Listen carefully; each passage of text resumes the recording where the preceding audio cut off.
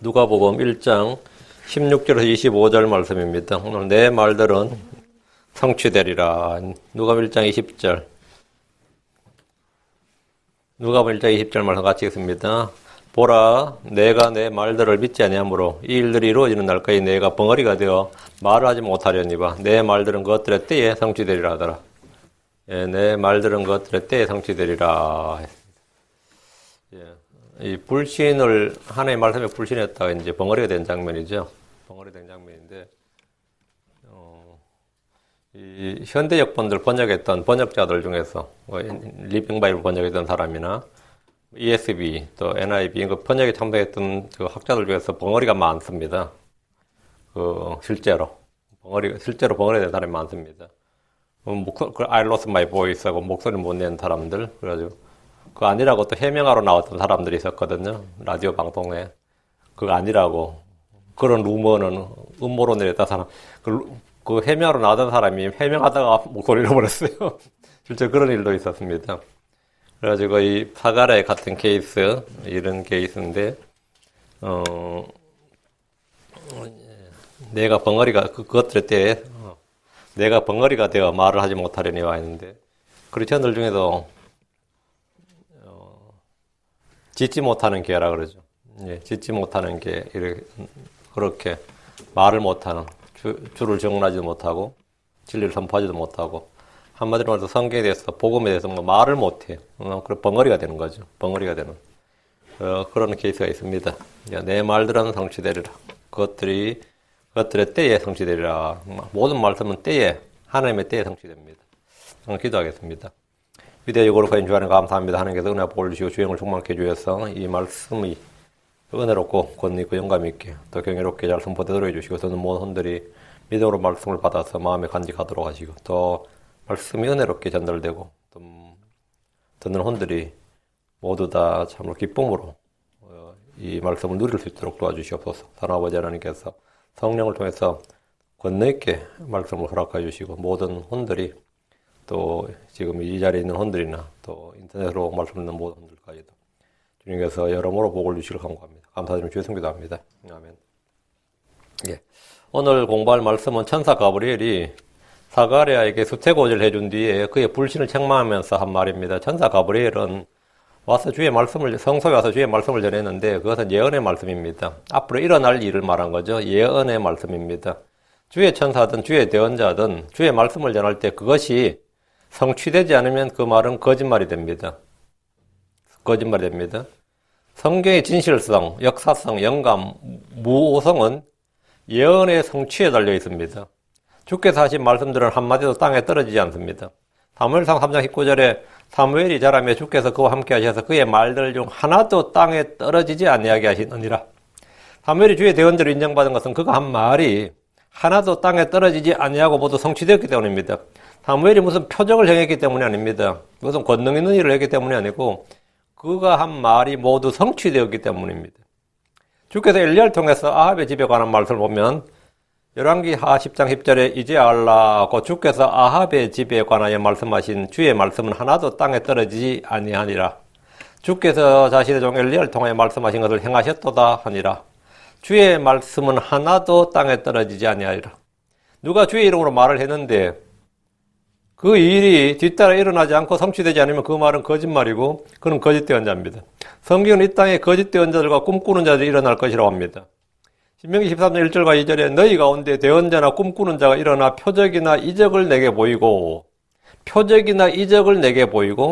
그가 내게 말한 그 표적이나 이적이 이루어질 때에 이르기를. 아주 중요한 말입니다. 표적이나 이적을 보인다는 거예요. 표적이나 이적을 보여. 그래 일반적으로 대언자는 표적이나 이적을 안 보였어요. 주께서 이같이 말씀하시느니라 이렇게 말씀을 선포했지 그 말씀의 성취가 이제 결정을 짓는 건데 거짓 대언자들이나 꿈꾸는 자는 특징이 뭐냐면 표적이나 이적을 보입니다.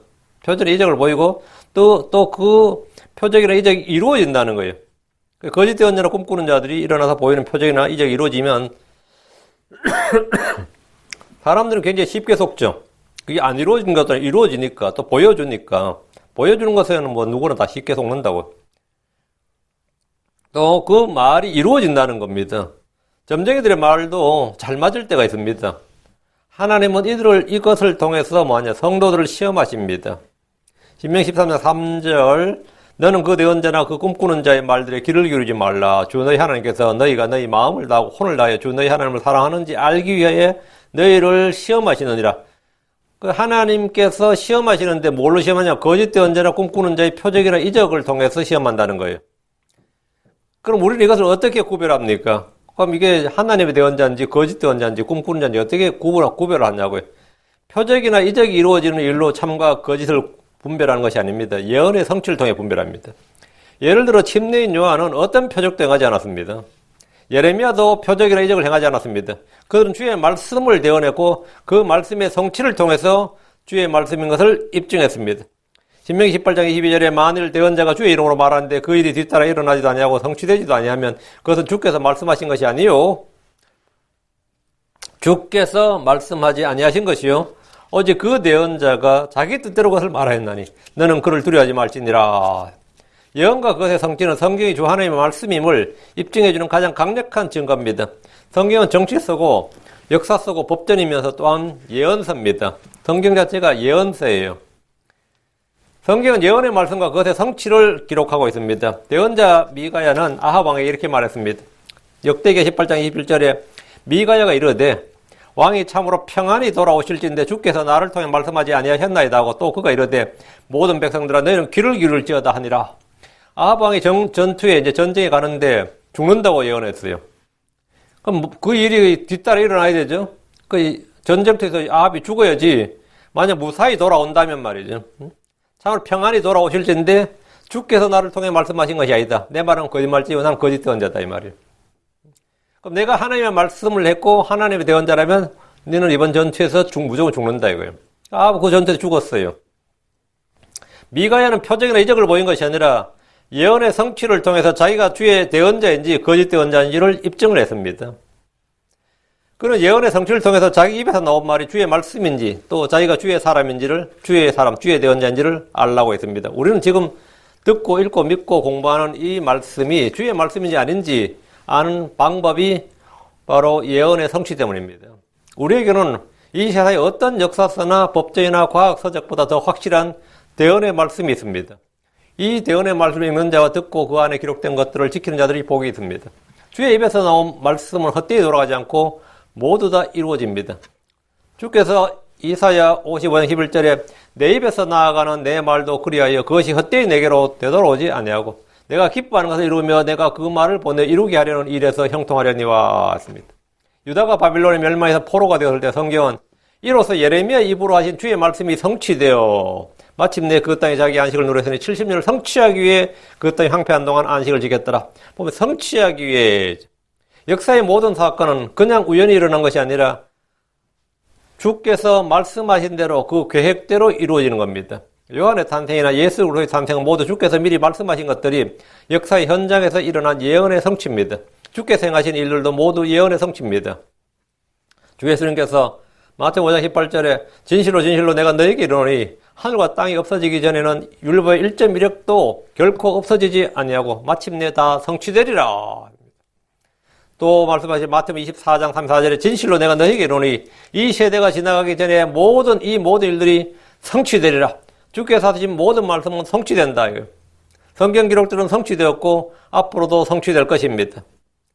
마가복음 14장 49절에 그러나 성경 기록들은 반드시 성취되어야 하느니라. 성경 기록들은 반드시 성취되어야 된다. 왜? 성경 기록들이 주 하나님의 말씀들이기 때문입니다. 전사 가브리엘이 사가랴에게 내 말들은 그것들의 때에 성취되리라고 한 것은 그 말이 주의 말씀이기 때문입니다. 사가랴는 예언의 성취를 통해서 자기가 성소에서 들은 말씀의 진위 여부, 확실성을 알 수 있고 입증할 수 있습니다. 우리는 역사를 통해서 예언의 말씀과 그것의 성취를 확인하고 검증함으로써 성경이 주의 말씀인 것을 알 수 있고 확신할 수 있습니다. 우리의 믿음은 감정이나 체험이나 꿈이나 표적이나 이적을 보았기 때문이 아니라 예언의 말씀과 그 말씀의 성취를 통해서 믿는 겁니다. 자, 본문 보겠습니다. 16절입니다. 이스라엘 자손 중에 많은 이들을 그들이 하나님께로 돌아오게 할 것이기 때문이라. 이 요한의 사역이죠. 천사 가브리엘이 제사장 사가랴에게 태어날 아이 요한의 사역에 대해서 몇 가지를 말해주었습니다. 요한은 이스라엘 자손 중에 많은 이들을 주 그들이 하나님께로 돌아오게 할 것이다. 한마디로 한 단어로 뭐죠? 회개하게 할 것이다 이 말이에요.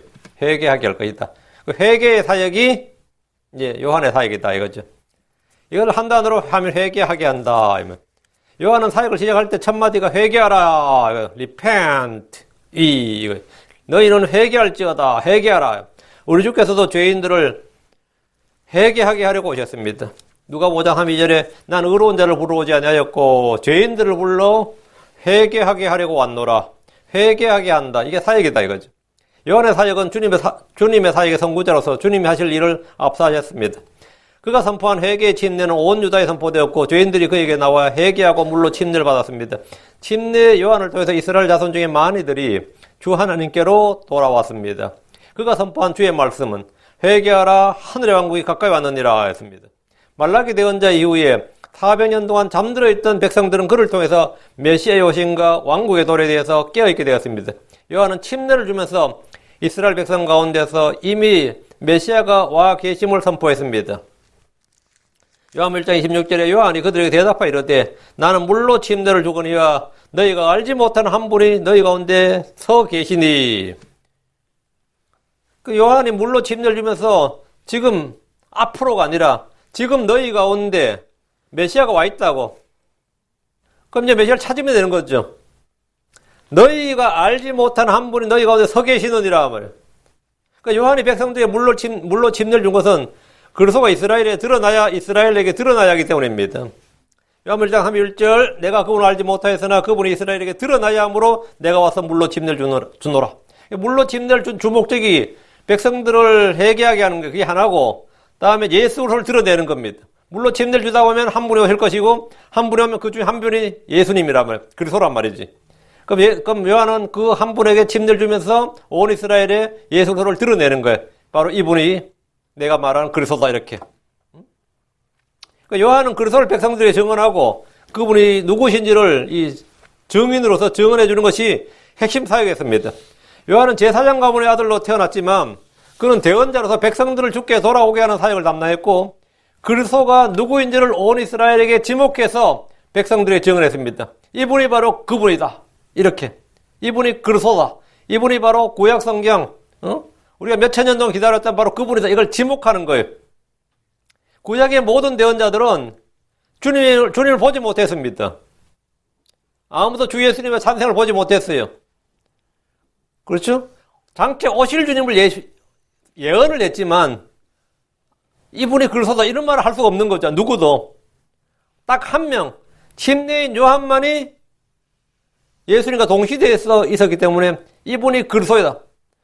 그 다른 대언자들은 그분의 오심을 미리 증언했지만 직접 그분을 보고 백성들에게 그리스도를 증언한 대언자는 요한이 유일합니다. 침례자 요한이 유일합니다. 17절 그가 또 엘리야의 영과 권능으로 그분보다 앞서가서 아버지들의 마음을 자녀들에게로 돌아오게 하고 불순종한 자를 의인의 지혜로 돌아오게 하며 주를 위하여 예비된 한 백성을 준비하리라 하니라. 이제 요한의 사역이 지금 16절과 17절에 나옵니다. 요한은 모태로부터 성령으로 충만했습니다. 그런데 본문에는 그가 또 엘리야의 영과 권능으로 그분보다 앞서간다 이렇게 되어 있죠. 엘리야의 영과 권능으로. 엘리야 같은 사람이다 이 말입니다. 덕분에 요한이 광야에서 외칠 때 예루살렘에서 보낸 제사장들과 레위 사람들이 그에게 내가 엘리야냐 이렇게 물었습니다. 그때 요한이 난 아니라 이렇게 답했어요. 네가 엘리야냐? 난 아니라. 난 엘리야가 아니고 요한이지. 그럼 네가 엘리야와 같은 사역을 하느냐? 그건 맞아요. 예스예. 엘리야의 영과 권능으로 이래서 엘리야의 영과 권능으로. 유대인들은 메시아가 오기 전에 엘리야가 먼저 와야 한다는 사실을 알고 있었습니다. 마태복음 17장 10절과 11절에 그분의 제자들이 그분께 여쭈어 이르되 그러면 어찌하여 서기관들은 반드시 엘리야가 먼저 와야 한다고 말하나이까 하며 서기관들은 계속해서 백성들이 뭘 가르쳤냐면 야 메시아 올 때 다 됐지 않냐? 언제 오십니까? 하면 메시아 오기 전에 징조가 있다고 엘리야가 먼저 온다 이렇게 말했다는 거예요. 그렇게 가르쳤다고. 엘리야가 먼저 온다. 엘리야가 먼저 와야 한다. 엘리야가 오기 전까지는 뭐라고? 아니다 뭐 이 말이죠. 엘리야가 메시아보다 먼저 온다는 것은 유대인들의 상식이었고 서기관들은 백성들에게 이것을 가르쳤습니다. 이것은 말라기 4장 5절 6절에 나오는 말씀이에요. 말라기 4장 5절 6절에 보면 보라 크고 두려운 주의 날이 오기 전에 내가 대언자 엘리야를 너에게 보내리니 여기 중요한 말. 보라 크고 두려운 주의 날이 오기 전에 이건 재림이죠.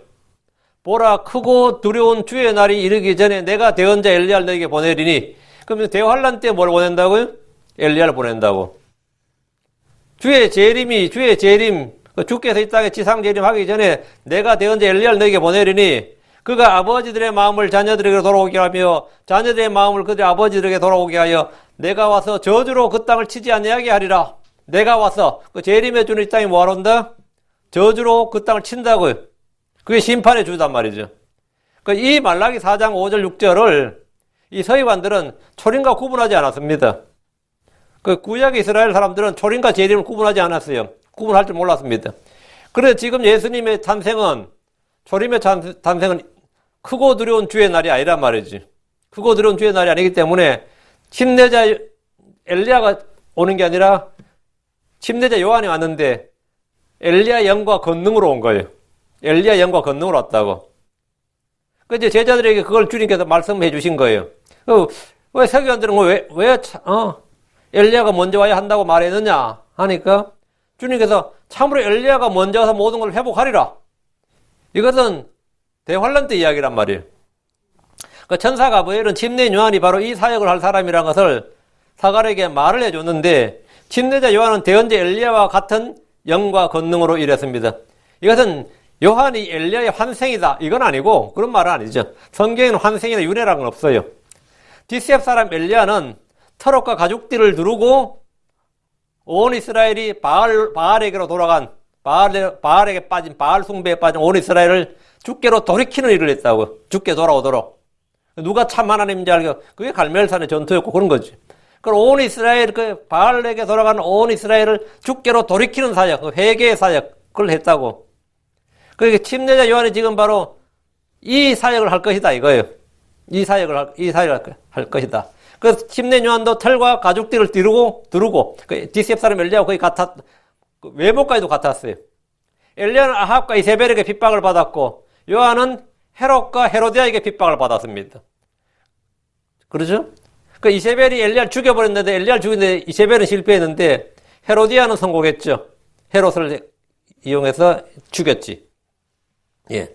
이 둘이 이제 비슷하단 말이죠. 그는 엘리야의 영과 권능으로 주의 말씀을 선포했기에 우리 주님은 글을 일컬어서 마태복음 11장 14절 만일 너희가 그것을 받아들이려 할진데 이 말이 뭐냐면 만일 너희가 그것을 받아들이려 할진데 그 주의 오심을 받아들이고 하늘의 왕국이 이 땅에 세워지는 것을 받아들이려 한다면 그렇다면 와야 할 엘리야가 바로 이 사람이니라 곧 이 사람이니라 이렇게 말씀하셨어요.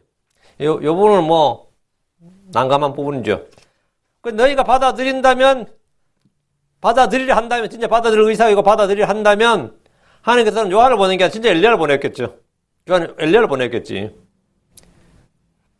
지금은 그냥 조림의 사회라서 너희가 받아들이면 너희가 말을 회복시킨다고 할 때 그 회복은 영적 회복이란 말이지. 조림은 그 엘리야 영과 건너온 사람은 침례자 요한이다 이 말입니다. 그보다 앞서가서 이 말은 요한의 출생과 사역이 주님보다 6개월 앞선다는 말입니다. 침례자 요한은 3번이나 내 뒤에 오시는 분이 나보다 앞서신 것은 그분께서 나보다 먼저 계셨기 때문이라며 언급한 분이 곧 이분이라. 내 뒤에 오시는 분이 내보다 6개월 뒤에 오시는 분이 나보다 앞서신 것은 그분께서 나보다 먼저 계셨기 때문이라. 이렇게 말했죠. 그러면서 그분을 증언했습니다. 요한복음 1장 27절에 곧 내 뒤에 오시지만 나보다 앞서신 분이라. 나는 그분의 신발끈을 풀 자격도 없노라 하더라. 예수님은 요한보다 앞서신 분인 것은 그분께서 요한보다 먼저 계시기 때문입니다. 요한복음 1장 31절 내가 말하기를 내 뒤에 오시는 분이 있는데 그분께서 나보다 앞서신 것은 그분께서 나보다 먼저 계셨기 때문이라 하며 언급한 분이 이분이니라. 이분이 누구예요? 예수 그리스도죠. 요한은 예수님을 다이렉트로 직접적으로 지목해서 증언했다고. 이분이 메시아라고. 성경이 말한 바로 그분이라고. 바로 이분이 그분이다. 그다 말이죠. 요한은 주님보다 앞서갔지 앞서 계신 분은 아닙니다. 예수님보다 앞서 계신 분은 존재할 수가 없는 거죠. 예수님께서 처음이시고 시작이신 분이 예수님께서 I am the first, I am the beginning. 예수님이 처음이고 시작이 알파란 말이에요. 예수님이 처음이고 시작이신 분이기 때문에 예수님보다, 그분보다 앞서신 분, 앞선 존재는 있을 수가 없어요. 그건 있을 수가 없고, 요한은 예수님보다 앞서 이 땅에 출생했고, 먼저 공생을 시작했고, 먼저 침례를 베풀었고, 먼저 회개하라 하늘의 왕국이 가까이 왔느니라 선포했습니다. 요한은 주 예수님 앞에 보내진 언약의 사자입니다. 그는 광야에서 외치는 자의 음성이었습니다. 요한이 했던 일은 총 4가지입니다. 첫째, 백성들의 마음을 주께로 돌아오게 하는 것, 회개의 사역이라고 그랬죠. 둘째, 아버지들의 마음을 자녀들에게 돌아오게 하는 겁니다. 셋째, 불순종하는 자를 의인의 지혜로 돌아오게 하는 겁니다. 넷째, 주를 위하여 예비된 한 백성을 준비하는 겁니다. 이게 다 뭔 말이냐 하면, 이 구절은 말라기 4장 6절에 나오는 엘리야의 사역에 관한 말씀인데 요한이 이 일을 한다는 겁니다. 그러다 백성들은 요한이 엘리야가 아닐까 생각했습니다. 요한이 죽자 백성들은 예수님을 엘리야라고 믿는 일도 있었습니다. 그럼 본문에서 아버지들의 마음을 자녀들에게 돌아오게 한다. 첫 번째, 백성들의 마음을 주께 돌아오게 한다. 이거는 이야기했고요. 예, 죄를 회개하고 죄를 시인하고 회개하고 침례를 받는 거였고요. 그게 백성들의 마음을 주께 돌아오게 하는 것. 그동안 너무나 이스라엘은 세속화되어 있었단 말이죠. 그래도 이제 다시 주께로 메시아 사상으로 그 메시아 신앙으로 돌아오는 것, 이게 백성들의 마음을 주께 돌아오게 하는 것이었고, 둘째, 아버지들의 마음을 자녀들에게 돌아오게 한다. 아버지들의 마음을 자녀들에게 돌아오게 한다. 이게 뭔 말이냐 이거요. 요한을 통해서 아버지들은 자식들의 세대에 메시아가 온다는 사실을 알았습니다. 그 사가랴가 찬송시를 발표하고 요한의 출생에 대해서 했을 때, 그 요한이 출생한다 하고 요한이 출생한다 할 때 30년간 이 요한의 출생은 곧 뭐라고요? 이 세대에 뭐가 있다? 요한이 어린애일 때, 요한이 1살, 2살, 3살, 4살, 5살 때 이 요한의 세대에 누가 있다고? 메시아가 온다고. 지금 요한이 왔다 이 말은, 요한이 태어났다는 말은 뭐라고? 사가랴의 집안에 요한이 태어났다는 말은 유다 집안에 뭐가 태어난다? 다윗의 집안에 메시아가 태어난다는 말이에요. 아버지의 마음이 자식들에게, 아버지의 마음이 자녀들에게 돌아온다는 것은 모든 아버지들은, 사가랴부터 시작해서 모든 아버지들은 뭐가 되는 거죠? 우리 아들 세대에, 잘하면 내가 죽기 전에 메시아가 이 땅에 왔다, 이거예요. 메시아가 이 땅에 온다. 그 메시아가 우리 중에 있다. 그래서 누가 메시아인지를 찾고 기대하게 된 겁니다. 우리 세대가 아니라 지금 우리 자식 세대. 지금 우리 세대는 늙었고 아무 소망이 없지만 지금 우리 자식들 세대 중에 그리스도가 온다. 그들 중에 그리스도가 있다. 하늘의 왕국이 온다는 사실이 선포되었을 때 아버지들의 마음이 자녀들에게 돌아오게 됩니다. 드디어 우리 아들들 세대에, 우리 아들의 세대에 우리가 수천 년을 기다렸던 메시아가, 하늘의 왕국이, 다윗의 왕국이 오나보다. 이렇게 마음을 기울이게 됐다 이 말입니다. 이게 무슨 말인지 알겠죠? 불순종하는 자를 의인의 지혜로 돌아오게 하여, 이 말은 요한을 통해서 회개의 집례와 하늘의 왕국이 가까이 왔다는 말을 들을 때, 그 말씀이 온 백성에게 선포되었을 때 이스라엘 가운데 불순종하는 많은 사람들이 회개하고 돌이켰습니다. 창녀들과 세리들 같은 많은 죄인들이 의롭게 되었습니다. 요한을 통해서 의인의 지혜로 돌아오게 된 겁니다. 누가복음 7장 29절에 그분의 말씀을 들은 온 백성과 세리들은 요한의 침례로 침례를 받았으므로 하나님을 의롭다 하되, 요한의 침례로 침례를 받았다. 누가요? 온 백성과 세리들은, 그 세리들이 이스라엘 가운데 죄인들 중에 하나로 죄인의 부류로 쳤는데 그들이 요한의 침례로 침례를 받았다고. 요한의 침례로 침례를 받았다는 말은 뭐냐면 죄를 시인하고 죄들의 사면을 위한 침례를 받았다 이 말이에요. 그래서 그 사람들도 하나님 의롭다 했다는 거지. 그래서 불순종한 자를 의인의 지혜로 돌아오게 하며, 이게 뭐냐면 의인의 지혜로 돌아온다는 것은 불순종하던 자들이 죄를 시인하고 죄사함의 침례를, 죄사함으로 인한 침례를 받게 되었단 말이에요. 그래서 주의 말씀을 듣고 회개하고 믿고 순종하는 겁니다. 복음은 하나님의 지혜입니다. 그리스도는 하나님의 지혜입니다. 십자가는 하나님의 지혜입니다. 이렇게 돌아온다고요. 그렇게 돌아온단 말이에요. 주를 위하여 예비된 한 백성을 준비하리라. 요한의 증언을 듣고 나와서 회개하고 물로 침례를 받은 사람들은 주를 위해서 준비된 한 백성입니다. 요한의 증언을 참으로 받아들인 사람들은 주 예수님의 증언도 받을 수 있습니다. 요한을 대언자로 믿고 요한의 침례가 하늘로부터 난 것이라고 믿는 자들은 주 예수님을 믿기 쉽습니다. 왜? 요한이 주 예수님을 그리스도다, 그분이시다 이렇게 증언했기 때문입니다. 마태복음 21장 32절에 요한이 의의 길로 너희에게 왔어도 너희는 그를 믿지 아니하였으나 세리들과 창녀들은 그를 믿었으며 너희는 그것을 보고도 그 뒤에 뜻을 돌이켜 그를 믿으려 하지 아니하였느니라.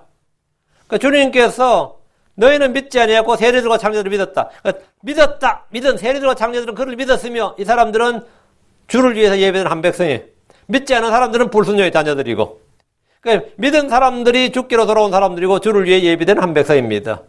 요한의 침례를 거절했던 사람들은, 그리고 그 후에도 뜻을 돌이켜서 믿으려 하지 아니했던 사람들, 이런 사람들은 주 예수님도 거절하고 복음도 당연히 거절했습니다. 그들이 바리새인들과 율법사들입니다. 누가복음 7장 3절, 바리새인들과 율법사들은 그에게서 침례를 받지 아니하였으므로, 요한에게서 침례를 받지 아니하였다고 자기들을 향한 하나님의 계획을 거절하더라. 그러니까 하나님을 위해 주를 위해서 예비된 백성이 아닌 거죠. 그러니까 요한의 침례를 거절한 이들은 주를 위해서 예비된 백성이 아니었다 이 말입니다. 18절로 갑니다. 사가랴가 천사에게 이르되 이것을 내가 무엇으로 알리까? 나는 노인이요 내 아내도 매우 연로하나이다 하니, 요한에 대한 천사의 수태고지를 들은 사가랴가 천사에게 질문했어요. 이것을 내가 무엇으로 알리까? 이것은 단순한 질문이 아니라 의심과 불신으로 한 질문이었고 시험하는 것이었습니다. 무엇으로 알리까? 이 말은 최소한 표적은 하나 내놔야 되지 않느냐? 나한테 무슨 표적이나 뭐 느낌이나 체험이나 환상이나 뭐 있어야 될 게 아니냐? 천사를 직접 보는데, 사가랴는 주의 천사를 직접 보았고 마주보면 말씀을 들었지만 꿈으로도 아니에요. 환상으로도 아니고 직접 봤다고. 직접 얼굴과 얼굴을 맞대고 봤단 말이지. 그리고 들었다고. 근데 이걸 뭘로 알 수 있느냐고 하니까 되게 황당한 거죠. 이걸 뭘로 알 수 있느냐고. 하나님의 말씀인데 천사가 직접 봐서 전해주는데 무슨 말로 알 수 있느냐. 여러분이 만약에 여러분의 집에, 여러분 방에 여러분 혼자 있는데 가브리엘이 와가지고 말씀을 딱 전해주는데 내가 뭘로 알 수 있겠습니까? 그러면 천사가 말해줬다는 그 자체가 가장 큰 증거지 사실은. 근데 이 사가랴는 한마디로 믿을 증거나 표적을 달라 이 말이에요. 따로. 이스라엘 백성들은 늘 언제나 표적을 구했습니다. 기드온이 주의 천사의 말을 듣고도 몇 번이나 시험했듯이 사가랴는 이 말이 진실인지 확정할 방법, 내가 알 수 있는 방법이 무엇인지 물었습니다. 그냥 말씀만으로 안 된다 이거예요. 마노아는 삼손의 수태고지를 들었을 때 이 아이를 어떻게 키우고 가르쳐야 하는지를 물었습니다. 사사기 13장 12절에 마노아가 이르되 이제 당신의 말씀들이 이루어지기를 원하나이다. 우리가 이 아이에게 어떻게 지시하며 그에게 어떻게 행하오리까 하며, 몰라서 죽게 묻는 것은 잘못도 죄도 아닙니다. 마노아는 이걸로 책망받지 않았어요. 그런 의심과 불신은 죄입니다. 사가랴는 천사의 말을 들었지만 믿을 수 없었기 때문에 알 수 있는 증거를 구했습니다. 내가 알 수 있는 증거, 내가 만족할 수 있는 증거를 구했다. 내가 확신할 수 있는 거. 사가랴는 자기나 자기 아내가 너무 늙어서 아이를 낳을 수 없는 상태인 걸 알았습니다. 이건 현실이에요. 그런데 주의 천사는 엘리사벳이 아이를 낳을 것이라 합니다. 그럼 누가 맞습니까? 그럼 누가 맞아요? 해당장의 딸이 죽었을 때 사람들은 그녀가 죽은 것을 다 알았습니다. 죽었다고요. 죽은 걸 다 알아서 지금 곡을 하고 있는데, 애곡하고 있는데 주께서 그 집에 딱 들어오셨어요. 아니 뭐 위풍당당하게 들어오셔가지고는 지금 애곡하고 있는 사람들한테 그 소년은 죽지 않았고 잔다 하니까 그 죽은 걸 다 아는 사람들이 뭐라고 생각했겠어요? 이 한심한 인간 이렇게 생각했겠지. 이 거짓대 원자. 죽은지 산지도 모르는 거라 생각했을 거 아니에요. 그럼 누가 맞는 거예요? 예수님이 맞는 거예요? 애곡한 사람들이 맞는 거냐고. 우리는 언제나 현실을 직접 보고 체험한 것을 우선시합니다. 그렇죠? 내가 아는 걸 우선시한다고. 사가랴가 나는 노인이요 내 아내도 매우 연로하나이다. 이건 뭐 사실이지. 뭐 지금 사가랴 거짓말하는 거 아니고 과장되게 하는 말도 아니에요. 이건 뭐 사실이지. 지금 야이로의 딸이 죽었을 때도 사람들이 죽었다 하는 말은 사실이었어요. 그런데 예수님께서 그 소년 죽지 않았고 잔다 하면 이거 황당한 거지. 그래서 사람들은 주님의 말, 그 말을 들었을 때 듣고는 비웃었습니다. 예수를 비웃었어요. 하나님이 보시는 것과 사람들이 보는 것, 하나님의 판단과 사람의 판단, 하나님의 생각과 사람들의 생각은 다릅니다. 이사야 55장 8절 9절에 내 생각들은 너희 생각들과 같지 않으면 내 길들은 너희 길들과 같지 아니하리라. 주가 말하노라 하늘이 땅보다 높은 것이 내 길들은 너희 길들보다 높으며 내 생각들은 너희 생각들보다 높으니라. 뭐 당연한 소리죠. 사가랴는 자기가 알고 있고 경험하는 현실을 말했습니다. 내 몸을 내가 알지. 나는 노인이요 내 아내도 매우 연로하나이다. 이 말은 조금도 거짓도 아니고 과장도 아니고 전적으로 사실이고 진실입니다. 사가랴는 지금 현실을 말하고 있는 겁니다. 그런데 이 말은 불신의 말입니다.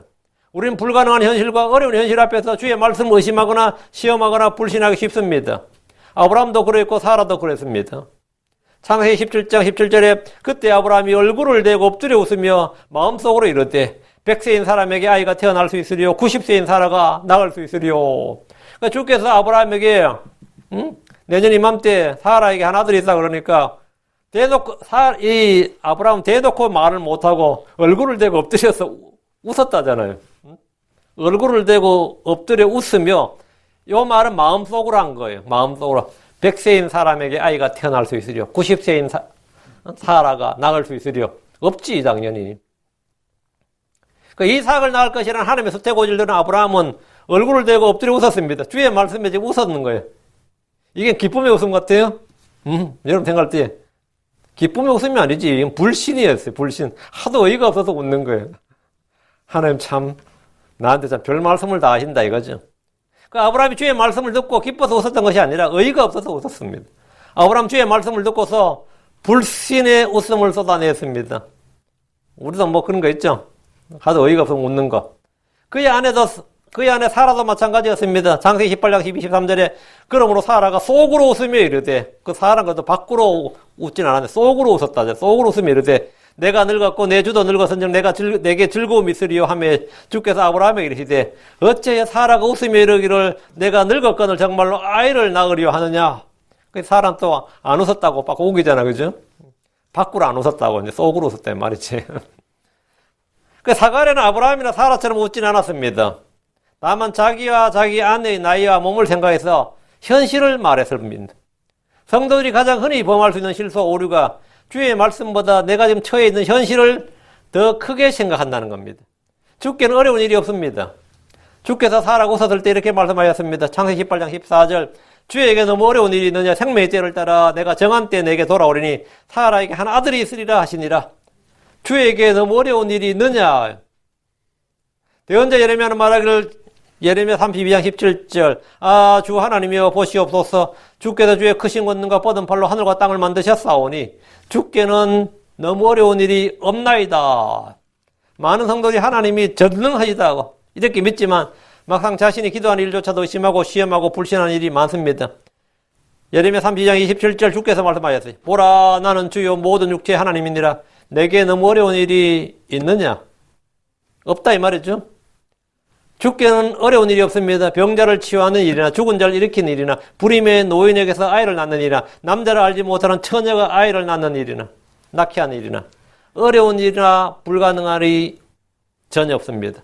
사람들에게는 불가능한 하나님께는 모든 것이 가능합니다. 하나님께는 불가능한 일이 없습니다. 19절 천사가 응답하여 그에게 이르되 나는 하나님 앞에서는 가브리엘이라. 이 기쁜 소식을 내게 말하며 내게 보이기 위해 내가 보내어졌노라. 천사의 사역이죠. 천사는 뭐 이 기쁜 소식을 내게 말하며 그 엔젤 그러죠. 우리가 천사를 엔젤 그러죠. 복음 전도자를 이벤젤리스트거든요. EVD의 엔젤 뒤에 리스트, 엔젤 IST라고. 그 엔젤. 그러니까 이벤젤 복음 전도자 뭐죠? 천사로 하게 하다 이 말이에요. 응? 복음을 선포한다는 이 기쁜 소식을 내게 말하며 그 엔젤 여기서 이제 이벤젤리스트 이반겔리온 뭐 그런 거 있죠. 그건 이반겔리온 하면 그건 이제 저쪽 말이고요. 그래서 이제 엔젤 그래서 이제 잉글리시가 나온 겁니다. 영어로 잉글리시. 그 잉글리시는 언어 자체가 복음을 전하기 위한 언어다 그래요. 물론 이제 그렇게 하면 사람도 많겠지만 이벤젤리스트라고 합니다. 이 기쁜 소식을 내게 말하며 그 영어 킹제임스 성경이 스페인어가 아니라 영어로 나온 겁니다. 이 기쁜 소식을 내게 말하며 내게 보이기 위해 내가 보내줬노라. 전 세계 모든 나라에 접화된 성경은 영어입니다. 영어 성경이 전 세계 모두 전파됐어요. 히브리어나 헬라나 라틴어는 전 세계에 전파되지 않았습니다. 히브리어 성경은 유대인들에 전파되었고 헬라 성경도 그리스 로마 지역만 선포되었고 라틴어 성경도 마찬가지 로마 제국에만 전파되었지만 이 영어 킹제임스 성경만이 전 세계의 모든 나라에 전파되었습니다. 그리고 거의 모든 언어가 여기서 번역이 되었습니다. 그 이벤젤리스트란 말이죠. 나는 하나님 앞에서는 가브리엘이라. 이 기쁜 소식을 내게 말하며 내게 보이기 위해 내가 보내어졌노라. 이게 천사의 사역이다 말이죠.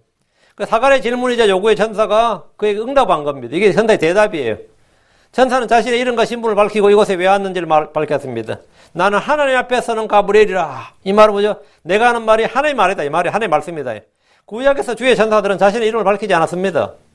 야곱이 창세기 32장 29절에 원하오니 당신의 이름을 말해주소서 했을 때 주의 천사가 뭐래요? 어째여 내가 내 이름을 묻느냐 하고 거기서 그를 축복했습니다. 어째여 내가 내 이름을 묻느냐. 야곱은 이름을 듣지 못했습니다. 마노아는 주의 천사에게 이름을 물었습니다. 그때 주의 천사는 말했어요. 사사기 13장 18절. 주의 천사가 그에게 이르되 내 이름이 은밀한 줄을 알면서 어찌하여 내가 이같이 내 이름을 묻느냐. 주의 천사들이 이름을 물을 때마다 왜 내 이름을 묻느냐 하면서 답을 안 해줬어요. 그러나 가브리엘은 다니엘 앞에서나 사가랴 앞에서 그리고 마리아 앞에서 자신의 이름을 밝혔습니다. 나는 하나님 앞에서는 가브리엘이라. 이렇게. 가브리엘은 성경에 이름 4번 나온다고요. 구약에 익숙한 사가랴는 이미 다니엘서에 등장했던 천사 가브리엘이 누구인지 알고 있었습니다. 그 제사장이니까 당연히 알았지. 가브리엘이라는 이름은 하나님의 사람, 하나님의 권능이라는 뜻입니다. 성경에 이름이 나오는 천사 둘이 있는데 가브리엘과 미가엘입니다. 전부 다 L자가 들어가죠. 천사들 이름이 L자 돌림이에요. 가브리엘이라는 이름은 다니엘에서 2번 나오고 누가복음에 2번 나오는데 미가엘은 천사장으로 나옵니다. 그 에녹스라는 외경이 있는데 외경에 보면 천사들의 이름이 여러 나옵니다. 라파엘, 미가엘, 우리엘, 가브리엘 이렇게 4이 나옵니다. 특징은 전부 다 L자로 끝나죠. L이란 글자가 들어있는데 L이 하나님이란 뜻입니다. 다시 19절. 이 기쁜 소식을 내게 보이기 위해 내가 보내어졌노라. 가브리엘은 요한의 탄생 소식을 사가랴에게 전하는 것이 기쁜 소식을 말하는 것이라고 합니다. 가브리엘은 이 기쁜 소식을 사가랴에게 말하며 사가랴에게 보이기 위해서 내가 보내졌다. 하나님이 보내셨다. 이 말이죠. 성경의 기쁜 소식, 좋은 소식, 반가운 소식 등 이런 소식이 누가복음에 10번 나옵니다. 가브리엘은 사가랴의 의심과 불신에 찬 시험의 말이 즉각적으로 응답했으며 자신의 신분과 사역까지 남김없이 밝혔습니다. 20절. 보라, 내가 내 말들을 믿지 아니하므로 이 일들이 이루어지는 날까지 내가 벙어리가 되어 말을 하지 못하려냐. 내 말들은 그것들의 때에 성취되리라 하더라. 천사 가브리엘은 사가랴의 불신을 지적했습니다. 주와 그분의 말씀에 대한 의심과 시험과 불신은 언제나 좋은 결과를 얻지 못합니다. 사가랴의 신분이 제사장이요 그가 의롭게 살았던 사람이지만 그의 불신에 대해서 징계가 임했습니다. 보라, 내가 내 말들을 믿지 아니하므로. 가브리엘은 사가랴가 주의 말씀을 믿지 않았다는 사실을 알고 한 가지 표적을 주었습니다. 그것은 벙어리가 되는 겁니다. 20절. 이 일들이 이루어지는 날까지 내가 벙어리가 되어 말을 하지 못하려니와. 제사장이나 대언자나 주의 백성이 주의 말씀을 믿지 않을 때 그들은 짓지 못하는 개가 됩니다. 사람이 주를 두려워하지 않고 사람을 두려워할 때 해야 할 말과 진리의 말씀을 하지 못하는 벙어리가 됩니다. 보라, 내가 내 말들을 믿지 아니하므로. 사가랴는 이로 인해서 벙어리가 되었습니다. 기한은 이 일들이 이루어지는 날까지, 즉 요한이 태어날 때까지입니다. 사가랴는 자기 아내가 수태한 것만으로 충분히 주의 말씀이 이루어진 줄을 알았습니다. 그러면서 요한을 수태한 9개월 동안 말하지 못했습니다. 내 말들은 그것들의 때에 성취되리라. 가브리엘이 한 말들은 그것들의 때에 성취됩니다. 주의 말씀은 떨어지거나 깨어지거나 매이는 일이 없습니다. 주의 말씀은 헛되이 돌아오는 법도 없습니다. 주의 말씀은 모두 다 자기 때에, 그것의 때에 성취됩니다. 21절. 백성이 사가랴를 기다리며 그가 성전 안에서 그토록 오랫동안 머무는 것을 이상히 여기더라. 그 밖에서 기도하던 백성들은 분향하러 성소에 들어간 제사장이 나오길 기다렸는데 이 제사장이 안 나오는 거예요. 밖에서 기다리는데. 이건 오늘날로 치면 설교 끝나길 기다리는데 이게 목사가 설교를 끝을 안 내네. 끝낼 것 같은데 마지막으로 하더니만 또 끝내나 싶어지면 최종적으로 하고 그런 사람 있죠. 또 한마디만 그렇게 계속 설교 질질 끄는 부분 있잖아요. 그러면 배고파서 밥 기다리는 사람들은 막 돌아버려요. 아침도 안 먹고 교회 왔는데 빨리 점심 먹고 싶은데 설교를 1시간 2시간 해봐요. 요즘 설교들은 다 짧죠. 대부분 다. 설교들이 짧지. 그래가지고 여러분 인터넷에서 설교 들어보면 25분, 30분짜리 설교 많고 긴 설교 35분 정도입니다. 보통 긴 설교가. 큰 교회 목사님들 긴 설교가. 근데 이쪽에는 설교 한 번 하면 보통 1시간이에요. 기본. 설교만. 짧으면 45분이고 기본 50분은 기본이고. 요즘 사람들이 워낙 바빠서 누가 50분, 1시간 설교를 듣나 싶죠. 이 설교를 듣기 위해서 1시간을 못 내는 사람들은 그 사람은 하나님의 사람이라고 뭐 자기를 스스로 하나님의 사람이다 크리스천이라 생각하지를 말아야 됩니다. 그 시간을 설교를 듣기 위해서 그 시간을 내지 못하는 사람들은 회개해야 돼요. 그거는 완전 회개. 맨날 8분짜리, 10분짜리만, 그런 짤막짤막한 방송들, 그런 것만 이제 듣기 원하는 사람들이 많아요. 그런 게 이제 요즘 시대의 대세지. 그러다 보니까 이 말씀도 그렇게 전해주길 원하는 사람들이 있는데, 진지하게 하나님의 말씀에 이렇게 앞에 앉아서 시간을 내기 힘들다. 그 사람은 틀려먹은 거예요. 내가 바빠요. 그런 건 없어요. 내가 바빠요. 그런 건 없어요. 이거보다 더 시급한 일이 없기 때문입니다. 긴급해야 될 일, 시급해야 될 일이 지금 바쁘다는 게 다른 일을 차라리 그러지. 내가 지금 진짜 해야 될 일 때문에 바빠서 그거 못한다고 다른 일을 취소시키거나 축소를 해야지. 설교 듣는 시간을 축소시킨다. 이건 미친 짓이지. 그토록 오랫동안 머무르는 것은 이상의 계더라. 성소 안에 들어간 사가는 분명히 오랫동안 분양한 것이 아니라 가브리엘을 만났고 대화를 나눴습니다. 대부분의 제사장들은 성소 안에 오래 머물지 않았습니다. 제사장들이 성소에 오래 머물면 밖에 있는 사람들은 제사장이 무슨 죄나 잘못으로 해서 죽임을 당했다고 생각하기도 했기 때문에 가능한 한 빨리 나왔습니다. 제사장들은 분양을 한 후에 바로 나와서 백성들을 축복하고 해산하는 것이 관례였기 때문에 백성들은 제사장이 오랫동안 나오지 않자 이상해겠습니다. 밖에서 기도하던 백성들은 제사장 사가랴가 왜 그토록 성전 안에 오래 머무는지 이유를 전혀 알 수가 없었습니다. 가브리엘이 성소 안에 온 것을 백성들은 밖에서는 알 수가 없었기 때문입니다. 22절. 그가 나와서 그들에게 말을 하지 못하며, 나와서 축복하는 말을 해야 되는데 나와서 말을 하지 못하니까 그들이 그가 성전 안에서 환상을 본 줄 알았으니 이는 그가 그들의 손짓을 하며 말을 하지 못한 채 있었기 때문이라. 손짓만 하고 말을 못했다는 거지. 드디어 사가랴가 기다리던 제사장 사가랴가 밖으로 나왔습니다. 그런데 그가 말을 못했어요. 제사장들은 나오면 관례주로 백성들에게 축복의 말을 해줍니다. 그런데 나와서 아무 말 하지 못했습니다. 백성들은 사가랴가 성전 안에서 환상을 본 줄로 알았습니다. 사가랴가 말하지 못하고 백성들에게 손짓을 하며 서 있었기 때문입니다. 3절. 그가 직무의 날들을 다 마친 뒤에 곧 떠나서 자기 집으로 가니라. 사가랴는 아비야 계열에 속한 제사장으로서 일주일간 성전에서 사역을 다 마친 후에 자기 집으로 갔습니다. 24절. 그 날들이 지난 뒤에 그의 아내 엘리사벳이 수태하고 5달 동안 숨어 지내며 이르되, 성전에서 돌아온 뒤에 몇 날이 지나 사가랴의 아내 엘리사벳이 수태했습니다. 둘 다 나이가 들었고 매우 연로했지만 임신을 했다는 것은 이들의 몸 상태가 다시 건강해졌거나 젊음을 회복했다는 걸 말합니다. 이것은 아브라함이나 사라도 마찬가지였습니다. 엘리사벳이 천사 가브리엘의 말대로 수태했고 엘리사벳은 5달 동안 숨어 지냈습니다. 그녀가 왜 숨어 지냈는지에 대해서는 아무 말이 없는데 한 가지는 알 수 있죠. 이 사람이 요한이면 나사렛 사람이란 말이죠. 그러니까 포도주나 독주를 입에 대지 못한다고. 그러면 그 말은 뭐죠? 식습관이 달라져야 된다고. 그러니까 사람을 안 만나야 돼요. 엘리사벳 입장에서는 가능한 사람들을 안 만나야 된다고. 이 요한을 모태에서부터 나사렛 사람으로 길러야 되겠다. 수태 중에도 특히 나사렛 사람으로 수태에서 태어나기 때문에 그렇습니다. 그러니까 이제 완전히 숨겼죠. 그럼 남들이 한 6개월쯤 되면 그거 왜 괜찮으냐? 그때 배가 나왔으니까. 그전에는 배가 안 나왔는데 왜 이거 포도주스를 왜 안 마시냐 그러면 내가 임신해서 이거 미쳤나 그렇지. 한번 생각해 봐요. 이 할머니가 미쳤나? 근데 왜 이거 안 마시냐 그러면 내가 임신했어. 그럼 누가 믿어요 그 말을? 이게 배가 나오고 완전히 날 때까지. 그러니까 그때까지는 완전히 이제 숨어 있었던 거예요. 5달 동안 숨어 지내면. 5달 지나면 뭐 누가 봐도 나 임신해서 말 안 해도 나 임신한 줄 알죠. 근데 그 할머니가 임신해가 딱 있어봐요. 얼마나 황당하겠어요. 그러니까 이제 숨어 지냈던 거예요. 엘리사벳은 천사 가브리엘이 말대로 수태를 했고 엘리사벳은 5달 동안 숨어 지냈는데 이제 왜 숨어 지냈을까? 이거는 뭐 짐작할 수 있는 거죠. 쉽게. 엘리사벳은 남편이 갑자기 번거리가 되었지만 수태한다는 사실과 아이의 이름과 사역에 대해서는 충분히 알았을 것이고 사람들로부터 자신을 숨김으로써 여러 사람들의 과도한 관심을 받거나 또 입에 오르내리지 않도록 주의했을 겁니다. 25절. 주께서 나를 살펴보시는 날들에 사람들 가운데에서 내 치욕을 없애주시려고 나를 이렇게 대우하셨다 하더라. 엘리사벳은 수태하자 주께 감사의 기도를 드렸습니다.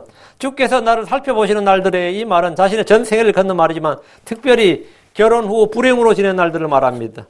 주님은 그녀를 보내두신 것이 아니라 살펴보셨습니다. 사람들 가운데서 내 치욕을 없애주시려고 그 결혼한 여자가 아이를 낳는 일은 그녀의 치욕을 없애주시는 일이었습니다. 유대사회에서 여자들이 아이를 낳지 못하는 것은 나무에 열매가 없는 것, 땅에 소출을 내지 못하는 것처럼 수치로 여겨졌습니다. 내 치욕이란 말은 엘리사벳이 이 일로 인해서 겪는 심적 고통을 잘 보여줍니다.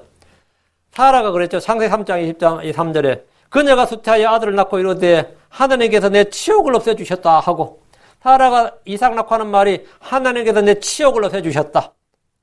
그 애 낳는 일이 치욕을 없애는 일이었단 말이에요. 사라가 그랬듯이 엘리사벳도 수태함으로써 불임렬한 치욕이 없어졌다고 합니다. 나를 이렇게 대우하셨다. 이 말은 뭐냐면 지금까지 자식이 없던 자신을 이제 자식을 주셨다. 이 정도가 아니란 말이죠. 자식을 주셨는데 그 자식이 뭐죠? 메시아의 선구자 엘리야의 영과 건너로 와서 모든 사람보다 큰 자가 되고 그 사역을 쫙 말해줬단 말이죠. 주의 사역을 하는 가장 큰 자를 낳게 하셨단 말이에요. 그냥 그 말은 엘리사벳의 말년에, 인생 말년에 말로 없노를 친 거예요. 지금까지 내 자식도 없어가지고 수치 속에 있었는데 완전히 노인이 돼서 완전히 말로 없노를 친 거예요. 여자 가운데 태어난 가장 위대한 자, 가장 큰 자, 이런 걸 넣은 거예요. 이런. 그 주의 대언자를 낳았단 말이죠. 가장 큰 자를 낳게 했다. 나를 이렇게 대우하였다. 이렇게 대우하였다. 그 인생 말년에 말로 없는 친것 같은 기쁨을 누렸습니다. 엘리사벳이 이 땅에서 이런 대우를 받지 못했다면, 그 모든 사람들이 그럼 노인돼서 다 애 낳냐? 그런 건 아니잖아요. 이 땅에서 이런 대우를 받지 못한 채 그냥 죽을 수도 있겠죠? 그럼 그런 경우는 저 하늘에서 이와 같은 보상을 받습니다. 주를 두려워하고 주를 섬겼던 엘리사벳. 평생 의롭게 살았고 흠이 없이 살았단 말이에요. 그런 사람이 이 땅에서 보상이 없다고 해서 걱정할 거 없습니다. 저 하늘에서 다 보상을 받습니다. 우리 이 땅에서 보상을 다 기대하지 않습니다. 이 땅에서 받지 못하는 모든 것은 저 하늘에서 받습니다. 오늘은 내 말들은 그것들의 때에 성취되리라. 이 본문을 중심으로 침례자 요한의 그 수태고지를 지금 계속 살펴보고 있습니다. 자, 이제 수태를 했습니다. 요한이. 자, 요한이 수태한 것까지 다음 편에 계속하겠습니다. 기도합시다.